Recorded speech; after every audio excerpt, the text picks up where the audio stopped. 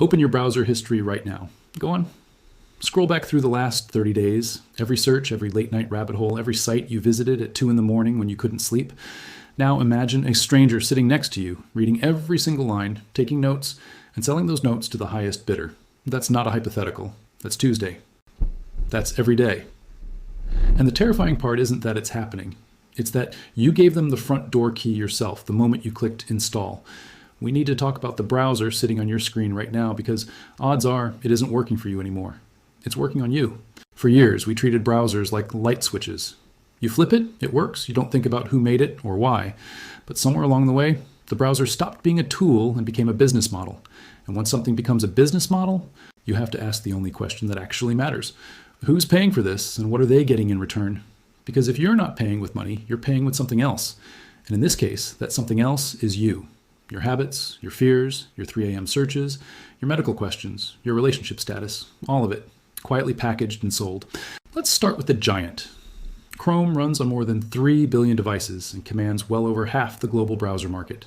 For over a decade, the single best line of defense ordinary people had against that surveillance machine was a free open source extension called uBlock Origin. It didn't just block banner ads. It intercepted tracking scripts in real time, stopped malicious code before it loaded, and did it all without charging a cent or selling a shred of your data. Security researchers trusted it. Millions of everyday users relied on it without even knowing how it worked. It was, quite simply, one of the most effective pieces of consumer protection software ever built. And Chrome dismantled it, not with a headline announcement, but with an architecture change most people never noticed. Google rolled out a new extension framework, and by rebuilding how browser extensions are allowed to function, it quietly stripped away the very capability that made uBlock Origin so powerful. The ability to inspect and block network requests as they happened in real time. The replacement system forces ad blockers to declare their rules in advance, within strict limits, which sounds technical until you realize what it means in practice. The full, unrestricted version of uBlock Origin is gone from Chrome. What's left is a lighter substitute, and even the person who built it has openly admitted it protects you far less than the original ever did. Here's the part that should really make you sit up.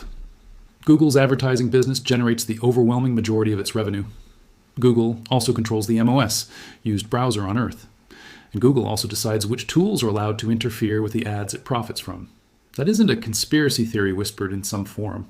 That's just the org chart, read out loud. The company selling the ads is the same company deciding how well you're allowed to block them. It doesn't stop at extensions. Every time you open Chrome, even in a private or incognito window, your activity is still being logged somewhere. Incognito mode only stops your own device from saving a local history. It does nothing to stop the browser itself, your internet provider, or the websites you visit from tracking exactly what you did.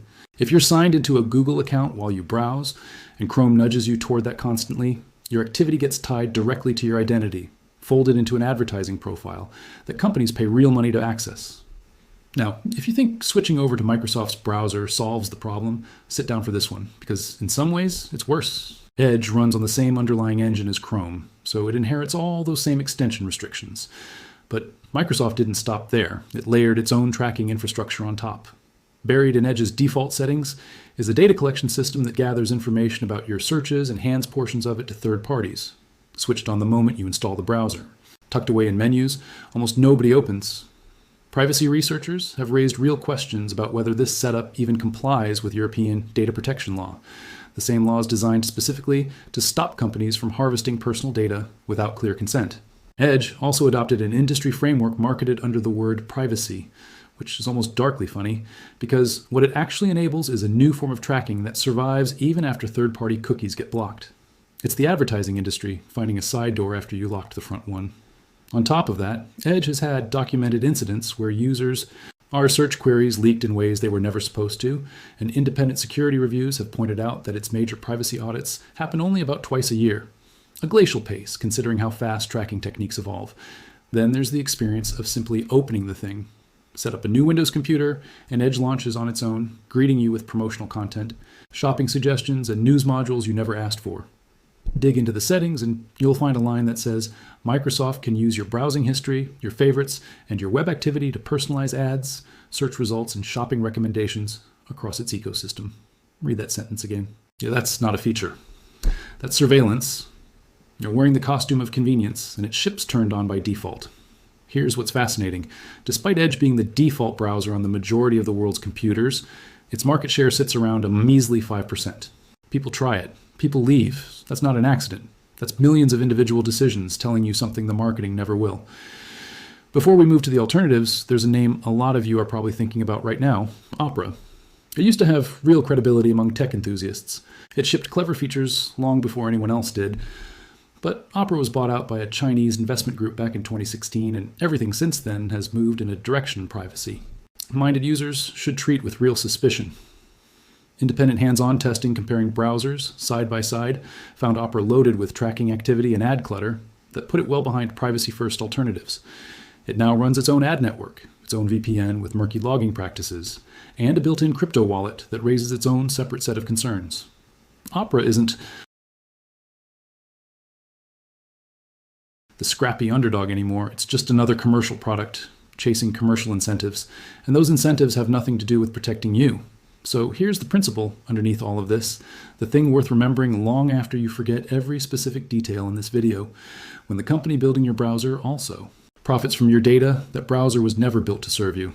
Every default setting, every buried toggle, every recommended feature exists because it serves someone's bottom line, and increasingly, that someone isn't you. Now let's talk about what actually deserves your trust in 2026, because the alternatives have genuinely never been stronger. The browser earning the most consistent praise from independent privacy researchers and security experts right now is Brave. It's built on the same underlying engine as Chrome, so nearly every website you already use will work exactly as expected. No learning curve, no compatibility headaches. But under the hood, everything is different.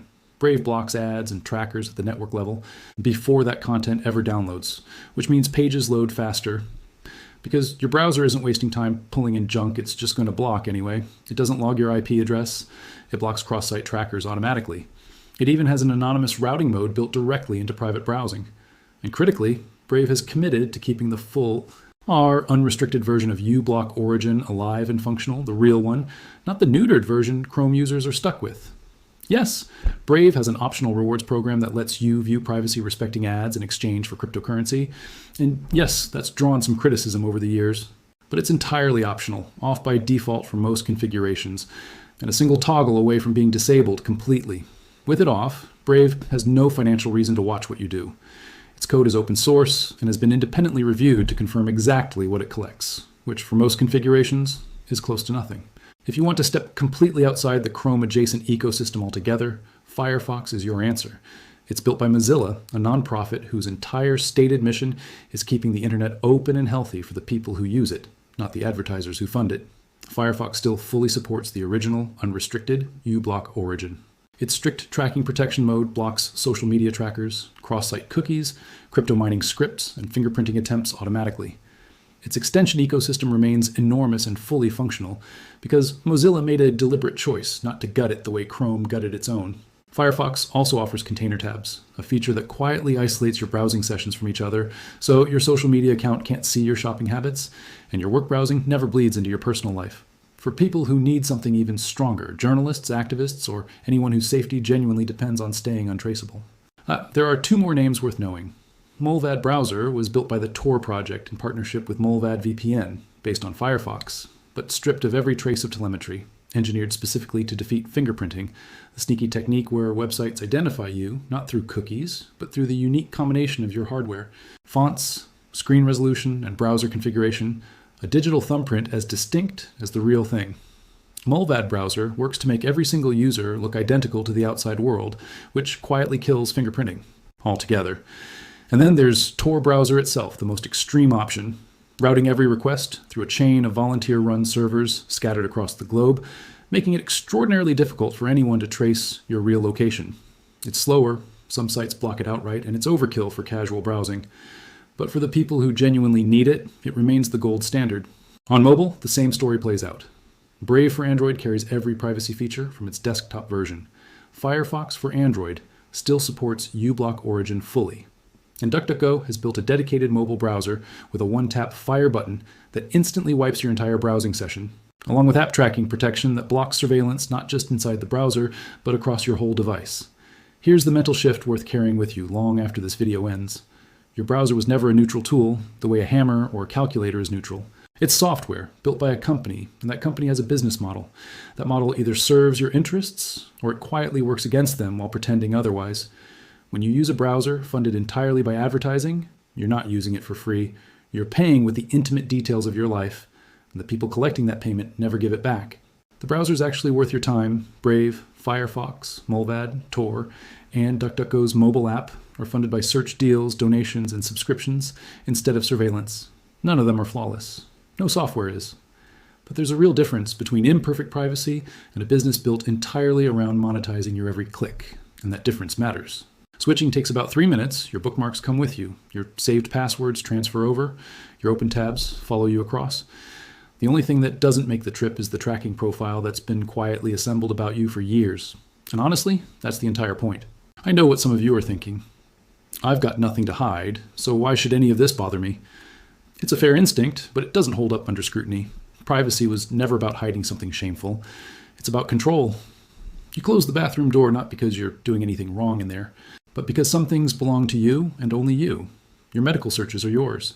Your financial anxieties are yours. Your late night questions you're not ready to say out loud yet are yours. Handing all of that to a corporation on the assumption that they'll always act in good faith, that your data will never leak, never get resold, never get used against you, requires a level of trust that history simply hasn't earned. Data breaches happen constantly. Entire industries exist just to buy and sell behavioral profiles. And those profiles quietly influence your insurance premiums, your loan approvals, and the prices you're shown online without you ever knowing it happened. You have better tools available right now than you've ever had. Brave is fast and genuinely private out of the box. Firefox is open, transparent, and backed by people whose entire job is protecting your interests instead of monetizing them. Mullvad and Tor exist for anyone who needs to disappear entirely. The knowledge is in front of you. The tools are one download away. The only thing left standing between you and actual privacy is the decision to make the switch. If this helped you understand what's really been happening inside your browser this whole time, pass it along to someone who has no idea their tab bar has been quietly working against them. Most people using Chrome or Edge right now don't know any of this because nobody ever told them there was another way. Drop a comment and tell me which browser you're switching to, because that answer might be exactly what helps the next person watching this make up their mind too. Your data has always belonged to you. It's time to start browsing like you actually believe that.